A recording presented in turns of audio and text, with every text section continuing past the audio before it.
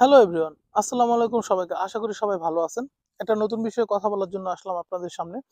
তো বাংলাদেশের জন্য ছাত্র রাজনীতি ঠিক কতটা জরুরি? এটা কি খুবই হার্মফুল, খুবই জরুরি, নাকি এটার কোনো দরকারই নেই? আসলে ছাত্র রাজনীতি কিন্তু বিদেশেও আছে, কিন্তু বাংলাদেশের সিস্টেমেটিক ওয়ের মতো ছাত্র রাজনীতি নাই।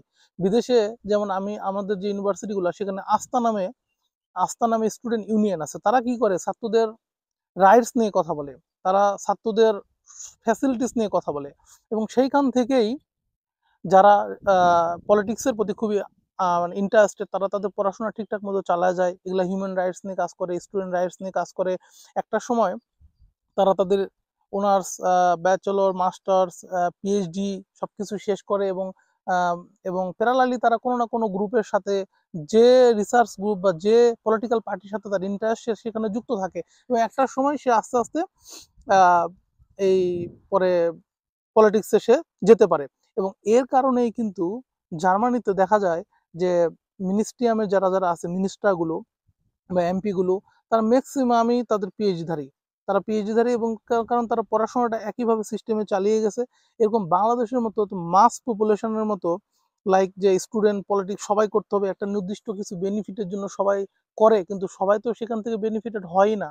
এবং সবাই কিন্তু ওরকম ডেডিকেটেডও না। কিছু ক্ষুদ্র বেনিফিটের জন্য অনেকে জাস্ট যুক্ত হয়। এতে অনেকে কেরিয়ার ডেভেলপ করতে পারে, অনেকে কেরিয়ার ডেভেলপ করতে পারে না। কিন্তু আমি বলতে চাচ্ছি যে সিস্টেমটা এখানে কিন্তু পড়াশোনা করে, স্টুডেন্ট রাইটস নিয়ে কথা বলে, তাকে এখনই দেশের জন্য হেল্প করতে হচ্ছে না, সে স্টুডেন্টের জন্য হেল্প করছে। আস্তে আস্তে সে একটা কোনো স্টেটের মেয়রের সঙ্গে কাজ করতেছে, তাদের পার্টি অফিসে যাচ্ছে, কাজ করতেছে। এভাবে ক্ষুদ্র কিছু মানুষ বা লিমিটেড কিছু মানুষ যারা পলিটিক্সের প্রতি খুবই ইন্টারেস্টেড, যারা দেশের জন্য সার্ভ করতে চায়। দেশের জন্য যদি আপনি সার্ভ করতে চান, তাহলে তো অবশ্যই আপনাকে আগে স্টাডি করেই আসতে হবে। তো ওরা ওই সিস্টেমটাই ফলো করে দেখে এদের দেশ অনেক কিছু ডেভেলপ, এবং এদের মিনিস্ট্রিতে সবগুলাই ম্যাক্সিমামই পিএইচডি ধারী, এবং তারা রিসার্চ ওরিয়েন্টেড মানুষ, এবং রিসার্চের সঙ্গে সবসময় জড়িত। এই মানুষগুলো যখন পলিটিক্সে যাচ্ছে, তখন কিন্তু সে ডাইরেক্টলি দেখতে পাচ্ছে যে কোথায় কি পরিবর্তন, কোথায় কি সমস্যা, সে রিসার্চ করে বের করতে পারে, এবং যার জন্য তারা এত ডেভেলপ করতে পারে। কিন্তু আমাদের দেশের সিস্টেমটা কি? আমরা সবাই একত্রিত হয়ে একটা গ্রুপ করতেছি, দল করতেছি, এবং স্টুডেন্টরা এখানে ইনভলভ থাকতেছে, হেল্প করার চেষ্টা করতেছে একটা নির্দিষ্ট গোষ্ঠী বেনিফিটের জন্য। তারা লেগে থাকতেছে, তাদের পড়াশোনা হ্যাম্পার করে, অনেক সময় পড়াশোনা ভালো করতে পারতেছে না। অথচ ওই আমাদের দেশের পলিটিক্স, আমি স্টুডেন্ট পলিটিক্স বন্ধ করতে বলতেছি না, কারণ স্টুডেন্ট পলিটিক্স যদি বন্ধই করে, তাহলে স্টুডেন্ট থেকে ভালো লিডার তো তৈরি হবে না। লাইক পিএইচডি ধারী খুব ভালো রিসার্চার, সে যে মন্ত্রী হবে, এমপি হবে, সে ভালো কিছু সার্ভ করবে, এরকম তো তৈরি হবে না। ওইরকম যদি করতে হয়, অবশ্যই স্টুডেন্ট থেকেই কাউকে না কাউকে এভাবে আসতে হবে, শিক্ষিত মানুষকে আগায় আসতে হবে।